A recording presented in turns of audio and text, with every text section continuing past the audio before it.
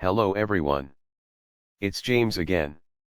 And before I start today's video, I just want to quickly say, all work in this video contains 100% original content of and by myself, James Smith, otherwise known as Bgood 4000, and was uniquely created with NAWMAL software, by myself, James Smith.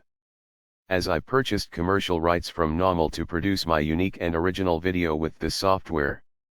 Commentary is uniquely my own thoughts, feelings, and expressions. Now that I have that out of the way, I do hope your day is going fantastic.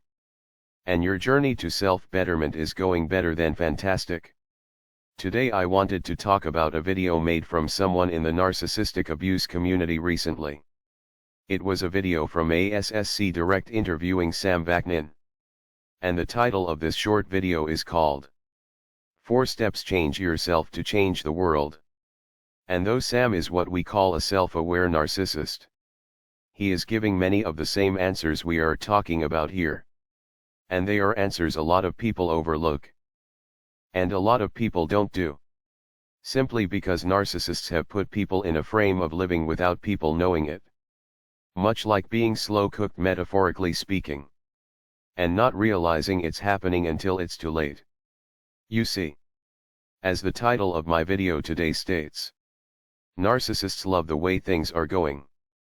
Which is more and more people are allowing to have their happiness, humanity, and ability to connect with others to be stripped away. And this started happening long before many obvious changes in the world happened. I noticed the change. There was a time in Western society where there was a lot of activities to do that revolved around you having legit human interactions with others. Meaningful interactions. And most of these activities were low cost if not free. You see, there was a time that when we looked at Hollywood life, which we now know to be very toxic in most instances, we back then didn't really see, but we got glimpses of how Hollywood was something that wasn't for us. Yet, it was something that could never be part of our normal lives. So a great many people went about their lives being relatively content with what they had and where they were going in life. Which allowed people in more instances to see each other as people. Not as an accessory to be used and discarded, much like a narcissist sees people. But then something happened. Hollywood, by the way of reality shows, social media, and other avenues. It brought Hollywood to the average person. No longer was this lifestyle so far away anymore. And it seemed to encourage a ruthless type of greed in people. Where people started to now see more often that yes, people are to be used and manipulated to get what they want. Which means more broken homes. And which means more dysfunctional people possibly that might fall through the cracks of life. And might end up being lifelong scapegoats. Or lifelong narcissists. Or narcissist lights. And let me tell you what. Narcissists love this fact. Narcissists enjoy they have turned this world upside down. And that as a result, they oftentimes have narcissistic supply on tap. It's not so hard for them to find a broken person they can trick that is love-starved in order to get narcissistic supply. Now things are shifting a bit where people are learning about narcissism, which does make it harder for narcissists to get what they want. But before that truth was being shared, the narcissists had seemingly unlimited access to dysfunctional people. And the best way to beat all of this is to stop playing the narcissist's game. And Sam's first answer is right on the money. To work towards starting, at least to build real human interactions with real people. To go back to reality. And you do that by saying hello to your neighbor. Or smiling and giving a pleasant greeting to the clerk at the store. Or the bus driver that drives the bus you might ride. Now I will add to that. You can do majority of this much like what we've been talking about for the past few days. All with keeping your boundaries intact. You see, when I go out and about, I love to interact with people. I wave much like I wave here. I smile. I laugh. I love to give the time for someone to tell me a good story. And I love to tell a good story as well that someone might get a good laugh from. And when I'm doing that, I don't think, oh no, this person is going to harm me. No. However, if something were to go on that wasn't right, based on what I've gone through, likely my alert system would go up. I would bid the person a polite goodbye with a smile, and then move about my day. And I find I feel so much better when I have made a good connection and I had a fun interaction with someone. And some of these daily interactions will be one-off interactions. And some might be longer term. But no, this is how people take their lives back in society. Because narcissists want you to live the life they want you to live under their control and their rules. Which means you are not to have relationships that benefit your health and your emotional betterment. So Sam is right. Start to work on real connections with real people. And I will add within the framework of keeping healthy boundaries without being paranoid. If more people did such things, narcissists would quickly lose the grip they currently have on society and the way society is functioning today. Because as Sam mentions in this video, that this is so important because at this moment most people don't feel real because they have been depersonalized. Which we know. This is what narcissists do to their individual targets. It's just they have been able to do this to an entire society. And as Sam says, it's okay to start small. And this is something I've said in the past. Just a few times a day. Make an attempt to interact in a little way if you can with someone you might encounter. No matter it be the store clerk, or the teller at the bank. Ask how their day is going in a polite and respectful manner. Smile. And see if they do the same. If they don't, not a problem. Move about your day. But likely someone will thank you for asking and ask you how your day is going as well. And it might not seem like much. But you are taking back the humanity that narcissists in society have taken from most of us over the last several years. Sam also talks about trust.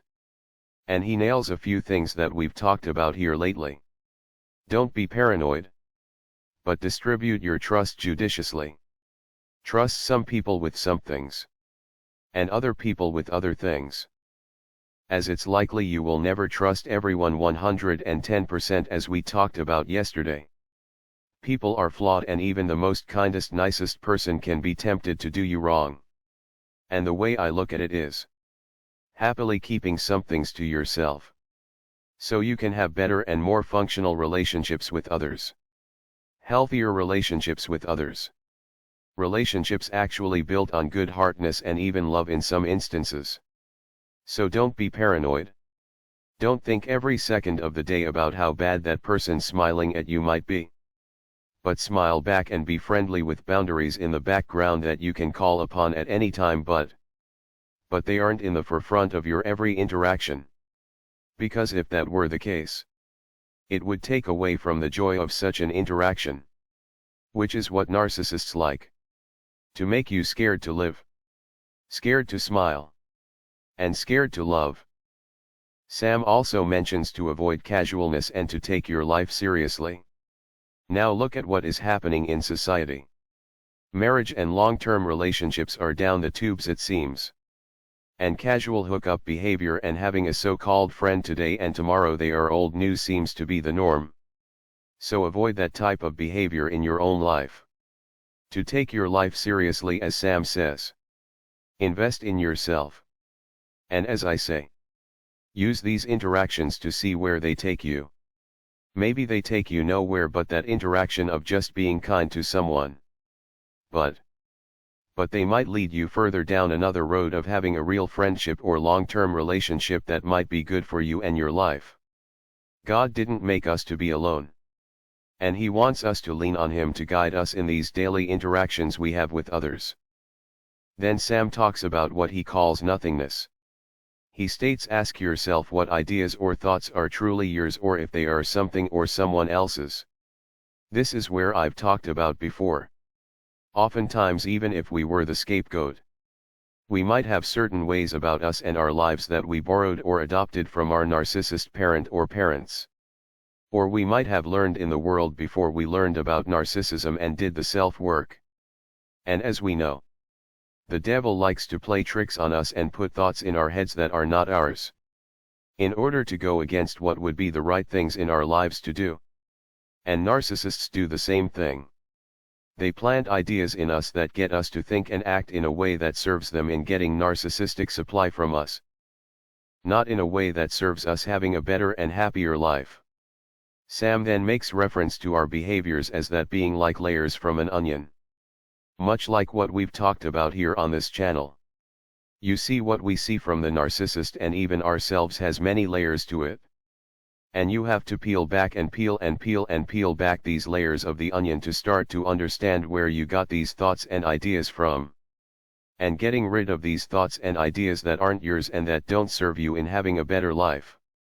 And by doing these things, you can go back to and learn how to be the authentic you that God has called you to become. The thing is that Satan and the narcissists tried to con you out of a good life by adding all of these layers of dysfunction into your life, in order to confuse you and wear you down, and make you live a life without purpose and without joy. Because like Sam said, all of these layers are dead weight. And like I've said before, narcissists want you to almost lug around this 500-pound stone around on your back made of just a bunch of pain and hurt and confusion. Because how can you really live when you are lugging around this heavy stone that means you no good and doesn't add value to you and to your life? Throw away that stone and trust God made you wonderfully and beautifully and that you can have a good life. It may be a simple life, but you can have a good life. Well, that's all I have for today. And I do hope your day is blessed. And until next time, bye for now. And be good to yourself.